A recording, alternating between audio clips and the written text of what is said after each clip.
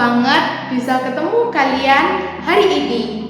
Friends members pasti sudah gak sabar bukan untuk online service hari ini. Jangan lupa siapkan note dan matikan notifikasi HP kalian. Sebelum kita beribadah, mari kita berdoa. Tuhan, terima kasih atas berkat-Mu hari ini. Terima kasih Tuhan, sebentar lagi kami akan beribadah. Berkati ibadah kami hari ini. Terima kasih, dalam nama Tuhan Yesus, kami sudah berdoa dan mengucap syukur. Haleluya, amin. Selamat beribadah.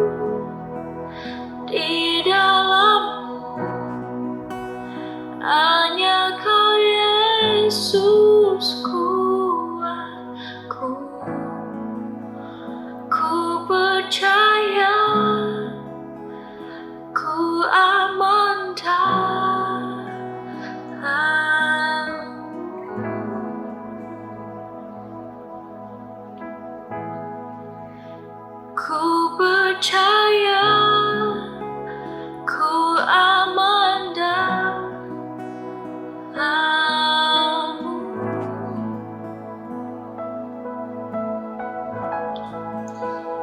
Ku percaya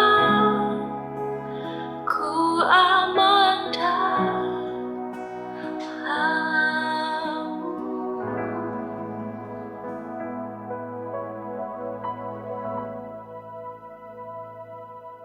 Hai Friends Members, apa kabar kalian semua? Salam sejahtera buat kita semua. Shalom dimanapun kalian berada.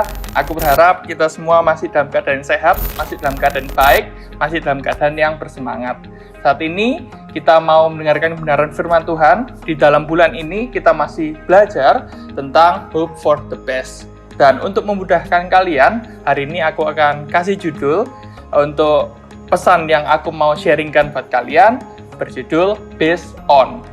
Kalian siapkan catatan kalian, siapkan hati dan pikiran kalian agar kita sama-sama bisa mengerti pesan yang diberikan ini dengan clear, dengan jelas. Mari kita berdoa. Terima kasih Bapak atas berkat-Mu.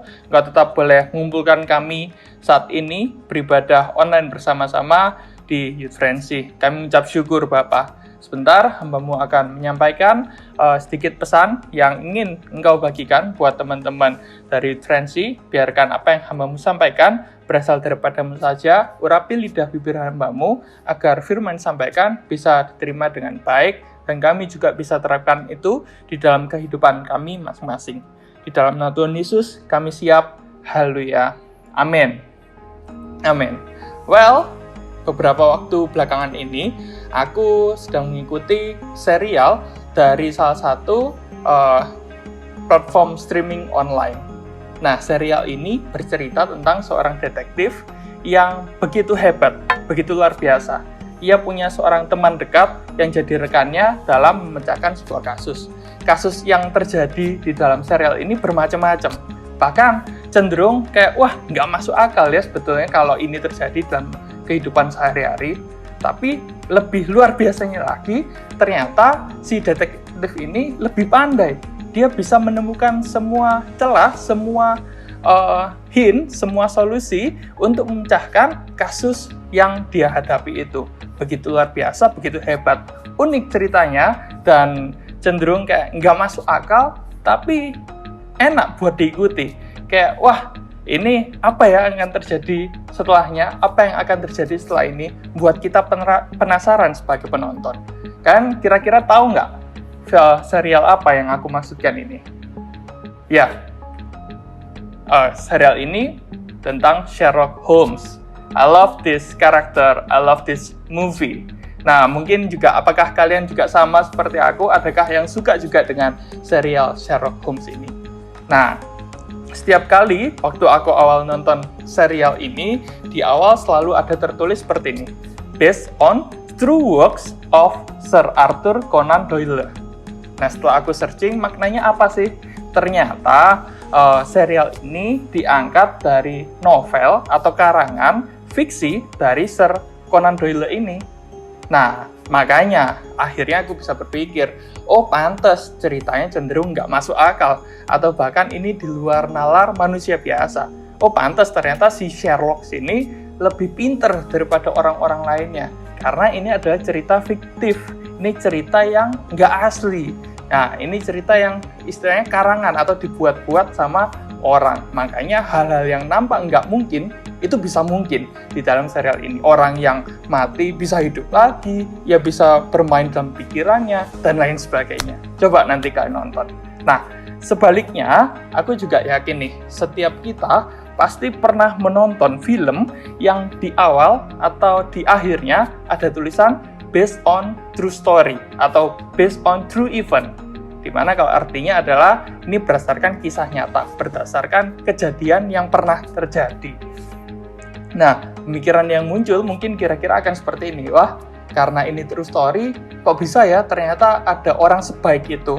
Kok bisa ya kejadian ini terjadi?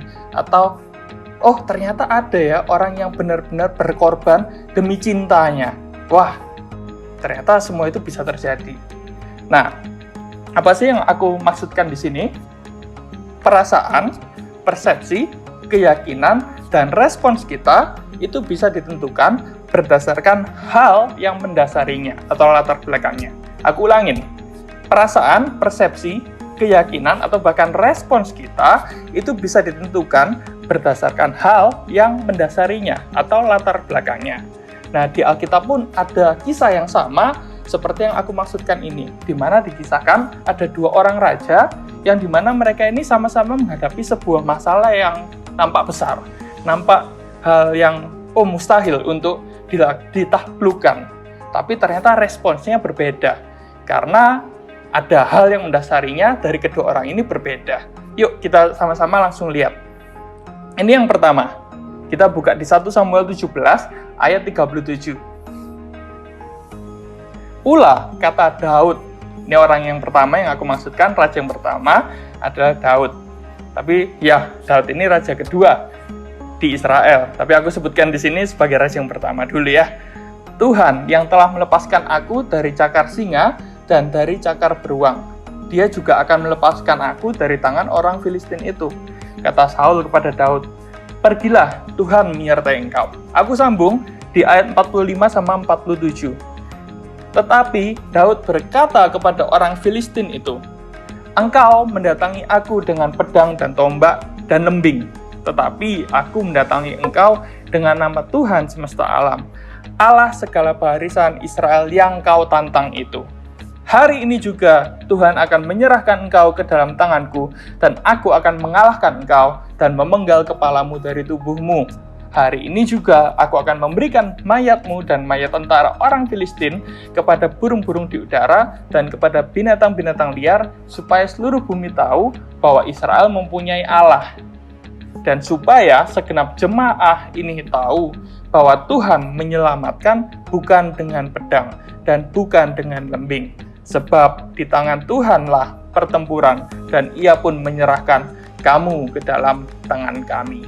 Nah, kira-kira apa hal yang mendasari Daud dia bisa berkata seperti ini? Dia punya respon yang seperti ini. Tentu pengalaman dia dengan Tuhan yang membuat dia bisa seperti ini. Gini, pengalaman Daud melawan singa dan beruang yang disebutkan tadi buat dia berani menghadapi siapapun atau apapun. Tapi pengalaman dia dengan Tuhan buat dia berani untuk membela nama Tuhan. Sekalipun nampak besar loh. Goliat itu orang yang tingginya kalau di Alkitab dikatakan sekitar 3 meter. Tapi Daud nggak takut. Keren nggak sih? Gokil nggak sih?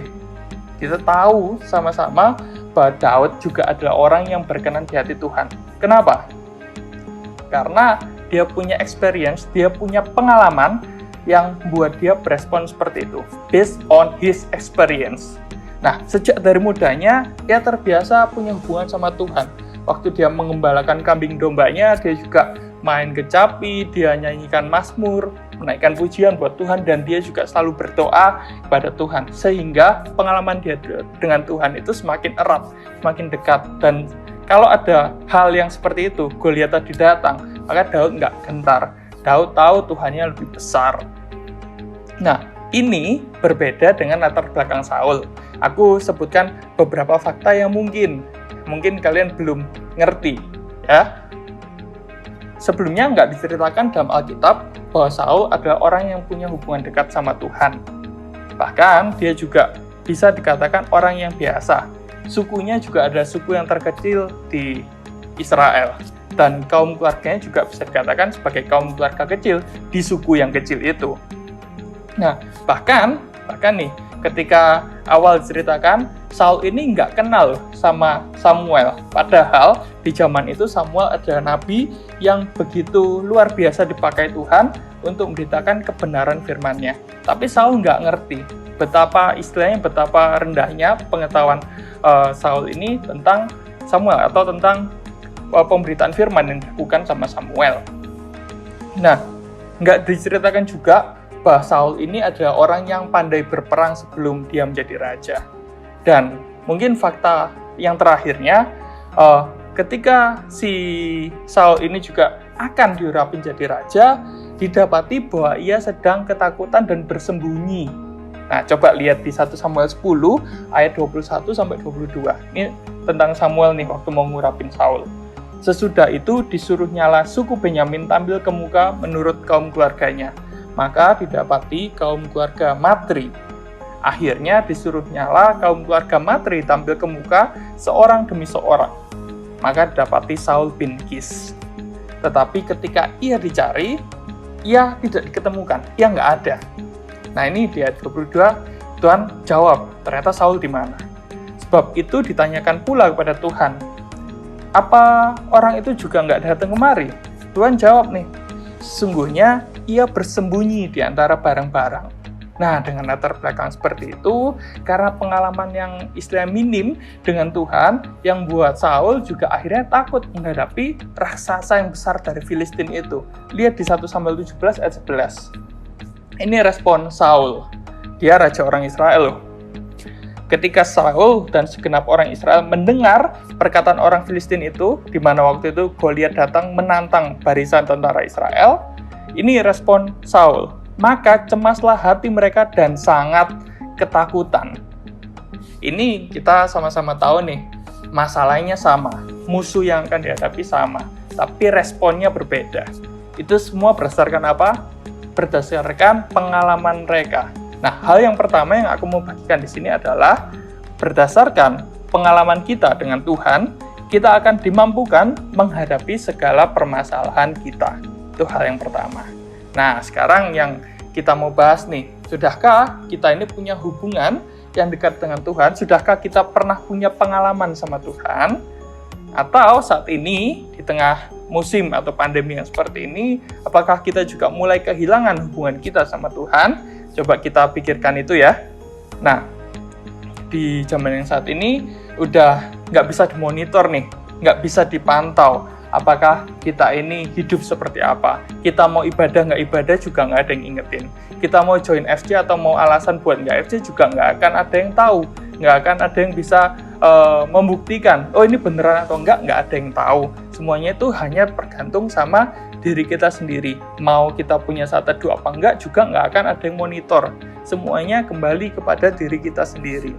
Nah, segala permasalahan kita yang mungkin saat ini sedang kita alami akan terasa ringan apabila kita ini menyerahkannya kepada Tuhan dan percaya Tuhan sedang bekerja menjawab doa kita, memberikan jalan keluar buat setiap kita. Nah, cara kita menghadapi masalah itu akan berbeda dan ini akan kelihatan dari orang yang punya pengalaman dengan Tuhan dan orang yang nggak punya pengalaman atau orang yang nggak punya hubungan sama Tuhan.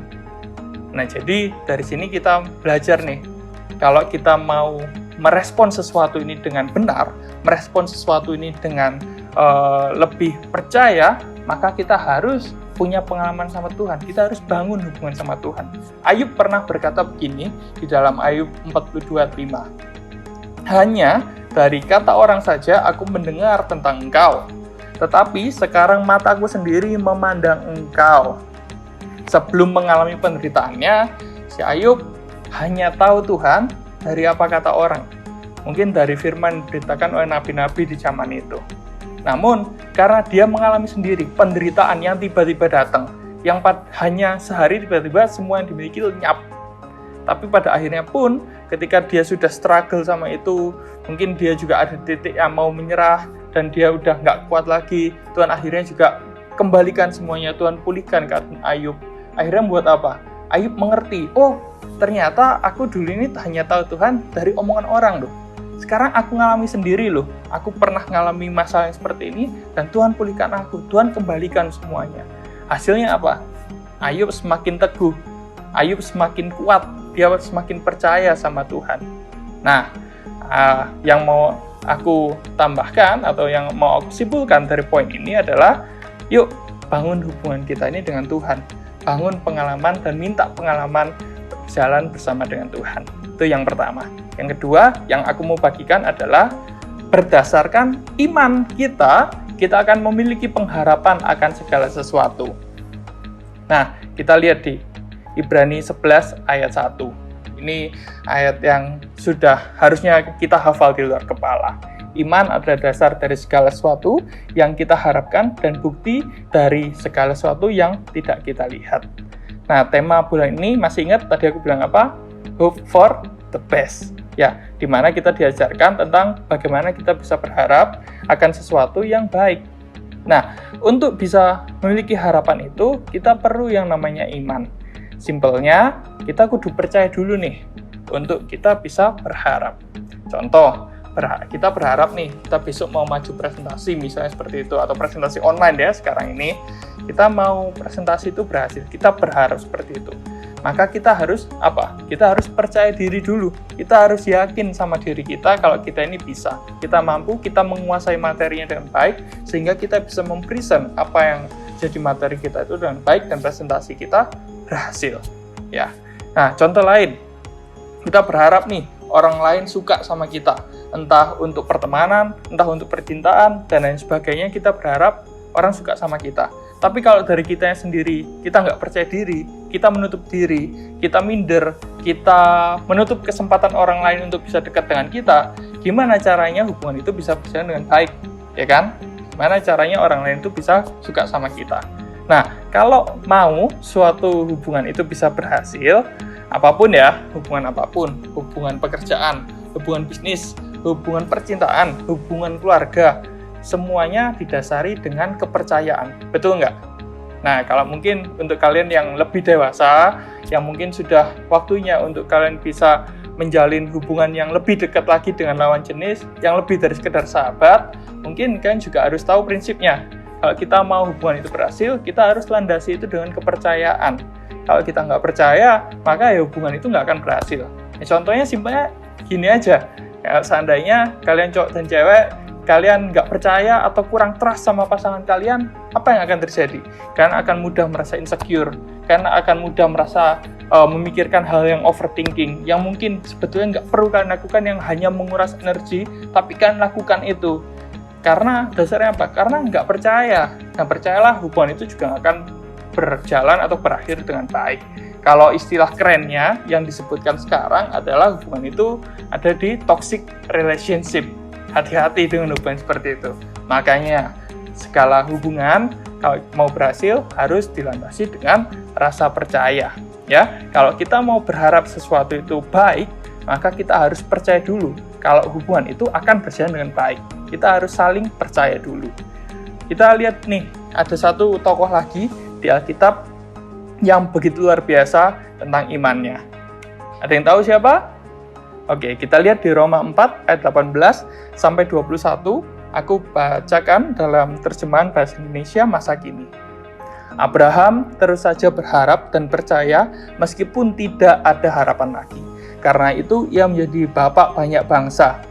Seperti yang tertulis dalam Alkitab, keturunanmu akan menjadi banyak sekali. Abraham pada waktu itu tahu bahwa ia sudah tidak mungkin lagi punya keturunan. Sebab badannya sudah terlalu tua. Umurnya sudah hampir 100 tahun. Lagi pula Sarah, istrinya itu mandul. Namun iman Abraham tidak menjadi berkurang. Wah, ini yang perlu kalian highlight. Imannya tidak menjadi berkurang. Ia tetap percaya dan tidak ragu-ragu akan janji Allah. Malah imannya menjadikan dia bertambah kuat. Kepercayaannya menjadikan dia bertambah kuat. Sehingga ia memuji-muji Allah. Ia percaya sekali bahwa Allah dapat melakukan apa yang sudah dijanjikannya. Kita tahu sama-sama faktanya yang disebutkan di sini begitu bertubi-tubi. Sudah tua, istrinya mandul, sudah nggak ada harapan lagi untuk punya keturunan. Seakan-akan janji Tuhan juga nggak akan terjadi dalam kehidupannya. Nggak ada harapan. Namun, apa yang kita bisa teladani dari Abraham, imannya tidak berkurang. Dan apa hasilnya? Setelah ini apa yang terjadi? Kita tahu sama-sama akhirnya Abraham dan Sarah ini punya keturunan. Apa yang dia harapkan selama ini, apa yang jadi janji Tuhan itu terjadi dalam kehidupan Abraham. Nggak gampang buat dilakuin, tapi aku percaya kalau kita mau belajar seperti Abraham tadi, dia mau belajar untuk percaya, maka kepercayaan kita itu nggak akan pernah menjadi sia-sia. Amin. Amin. Nah, hal terakhir yang aku mau bagikan buat kita, hal apa sih yang buat kita bisa kehilangan harapan? Ini berkaca dari beberapa tokoh yang aku sebutkan, yang aku ceritakan sepanjang pesan yang aku sampaikan ini.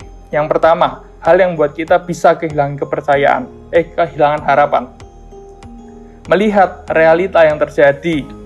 Nah, ini keadaan di mana Abraham sama Sarah ini udah tua, seperti yang aku barusan sebutkan. Merasa kalau ini udah nggak mampu, udah mustahil. Sebetulnya jalan terbaik untuk Abraham sama Sarah ini yang bisa mereka pilih adalah menyerah.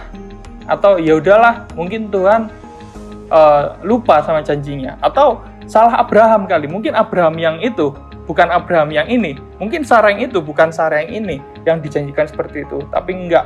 Ternyata meskipun realitanya nampak mustahil, tapi Tuhan mampu mengubahkan apa yang mustahil menjadi mungkin.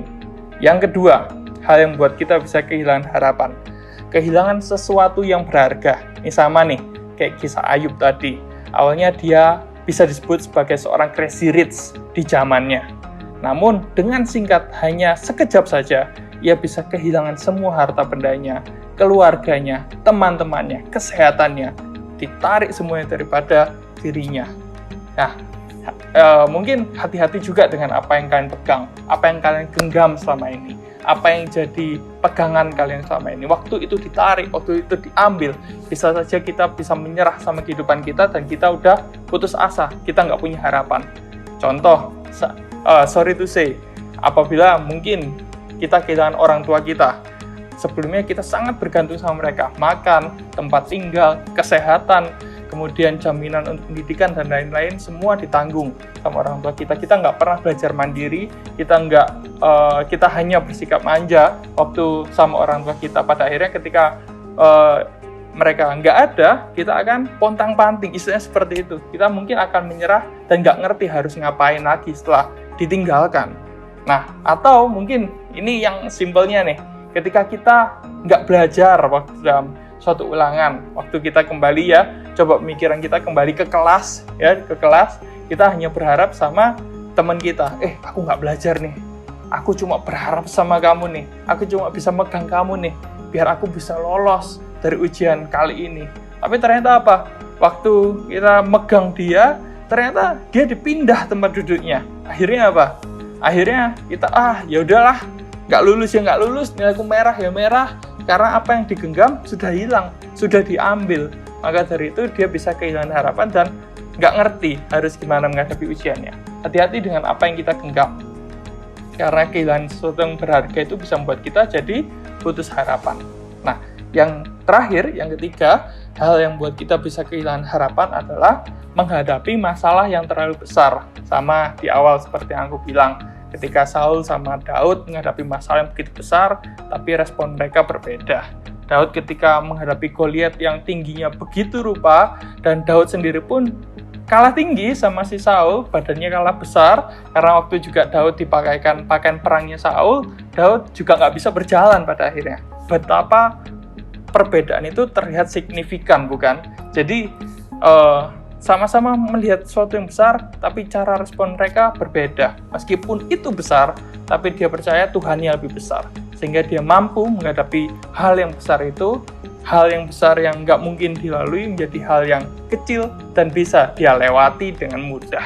Nah, itulah yang mungkin hal yang bisa membuat kita kehilangan harapan. Saat ini, coba renungkan nih, apakah kita pernah di titik tersebut, kita pernah mengalami hal-hal tersebut? Bagaimana respon kita? Apakah kita menyerah?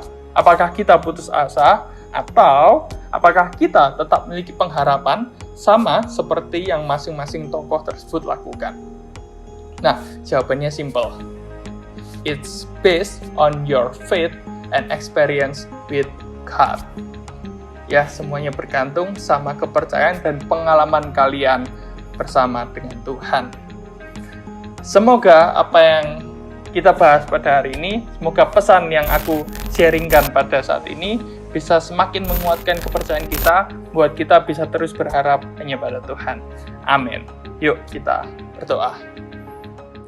Kami bersyukur Tuhan atas firman yang telah dengarkan, pesan yang begitu sederhana yang hamba-Mu ini sampaikan. Biarkan pesan sederhana ini bisa menjadi powerful dalam kehidupan kami.